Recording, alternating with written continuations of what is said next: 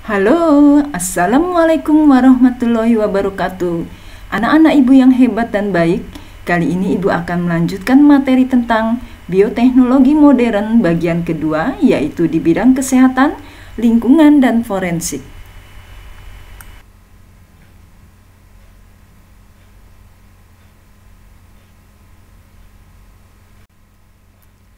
Tujuan pembelajaran diharapkan siswa dapat 1. Menyebutkan contoh bioteknologi modern di bidang kesehatan, lingkungan, dan forensik. 2. Menjelaskan salah satu proses bioteknologi di bidang kesehatan. 3. Menjelaskan salah satu proses bioteknologi di bidang lingkungan. Dan 4. Menjelaskan dampak penerapan bioteknologi dalam kehidupan sehari-hari.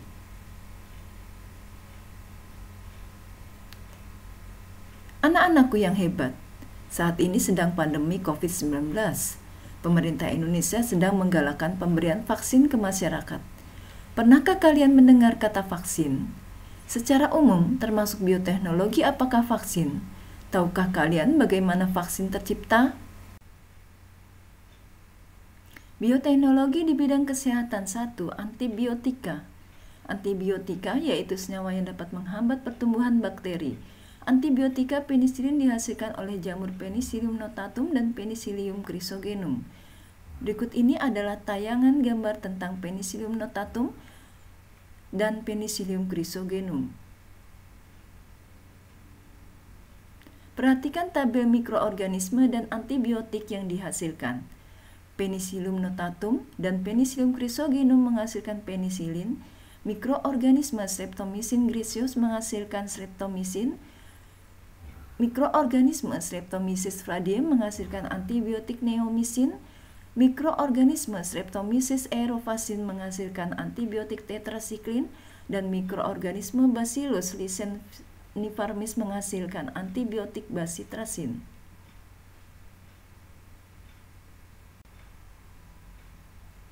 Insulin sintetis atau humulin, yaitu hormon bagi penderita diabetes untuk menyeimbangkan kadar gula darah dalam tubuh. Diperlukan bagi penderita diabetes tipe 1 karena kerusakan kelenjar pankreas. Cara pengembangan insulin sintetis. DNA pengode hormon insulin diambil dalam kelenjar pankreas. DNA direkombinasi atau digabung ke dalam vektor, yaitu plasmid.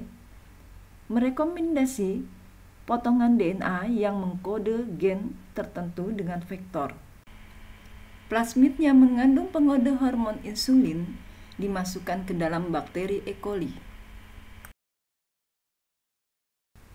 Bakteri E. coli mengandung pengode hormon insulin yang dimurnikan dan dikemas untuk diberikan pada pasien.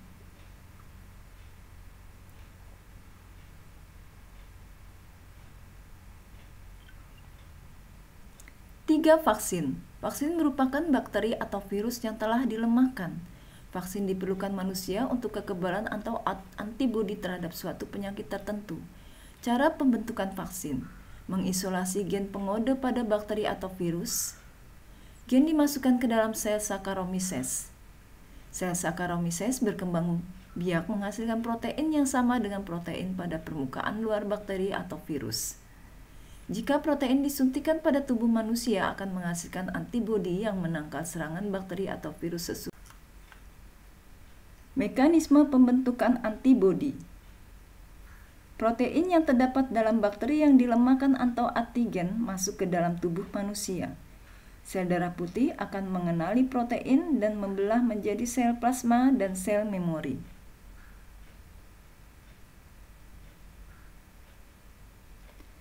Sel plasma menghasilkan antibodi dan melepaskan ke dalam cairan manusia, sedangkan sel memori mengikat antibodi untuk digunakan ketika ada bakteri atau virus yang sebenarnya masuk ke dalam tubuh sehingga tubuh dapat menangkal bakteri atau virus yang datang.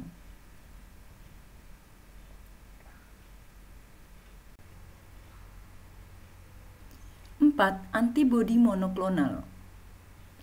Merupakan antibodi yang spesifik untuk satu jenis antigen yang dihasilkan dari satu jenis sel limfosit B yang merupakan hasil cloning dari sel induk. Dihasilkan dari kultur sel yang merupakan penggabungan sel myeloma atau sel tumor dan sel limfosit B dari tikus atau kelinci. Cara pembentukan antibodi monoklonal. Tikus atau kelinci diimunisasi dengan antigen tertentu. Sel limfosit B akan mengenali antigen tersebut dan membentuk antibodi. Sel limfosit digabung dengan sel tumor membentuk sel hibridoma. Sel hibridoma diseleksi, kemudian dikultur agar lebih banyak menghasilkan antibodi. Antibodi dimurnikan, dikemas untuk digunakan sebagai terapi, seperti terapi artritis, penolakan transplantasi organ, dan sel kanker.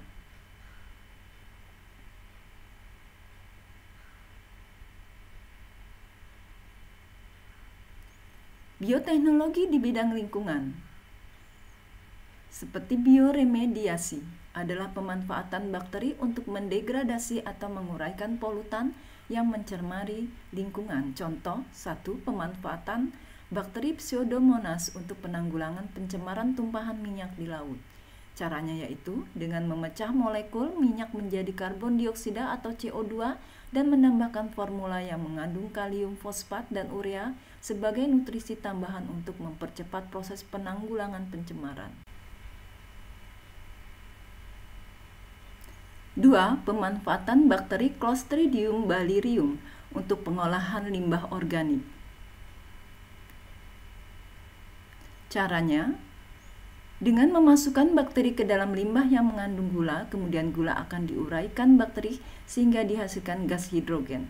Gas hidrogen dapat dimanfaatkan untuk bahan bakar, sedangkan limbah yang tidak berbahaya dibuang ke lingkungan. 3. Pemanfaatan mikroorganisme aerob, alat pemasok udara untuk pengolahan limbah cair. Caranya,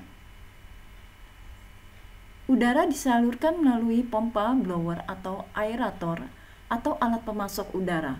Sel-sel mikroorganisme atau bakteri dan protozoa membentuk gumpalan yang akan mengendap di tangki penjernihan.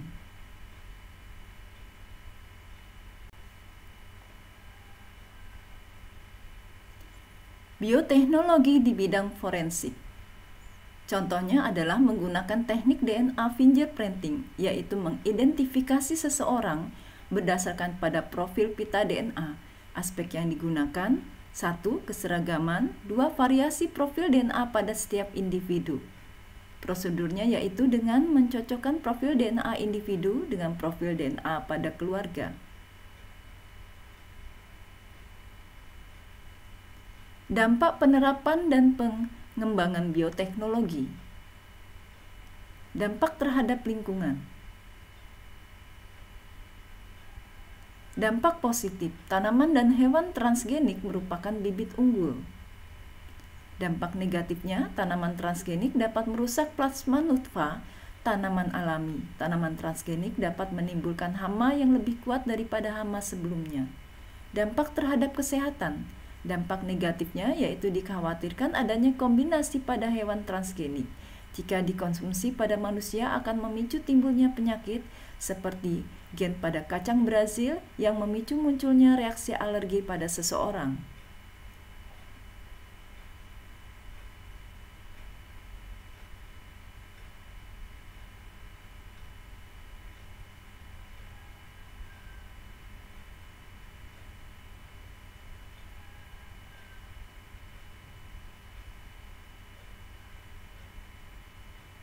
Dampak terhadap sosial dan ekonomi. Dampak positifnya, pengembangan tanaman transgenik dapat meningkatkan hasil panen, sehingga berpengaruh terhadap sosial ekonomi seseorang, sedangkan dampak negatifnya mempengaruhi sosial ekonomi petani tradisional atau negara berkembang yang tidak dapat mengembangkan tanaman transgenik.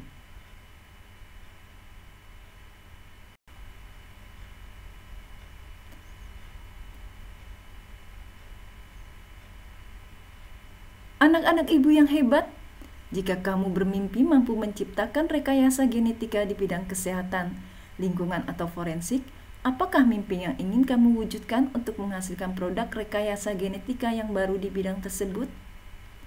Silakan kalian tulis mimpimu itu Kemudian kirim tulisanmu itu ke tugas kelas di KCR. Demikian materi Ibu sampaikan pada hari ini. Assalamualaikum warahmatullahi wabarakatuh. Terima kasih Ibu ucapkan telah menyimak materi bioteknologi pada bagian kedua. Salam sehat dan tetap semangat.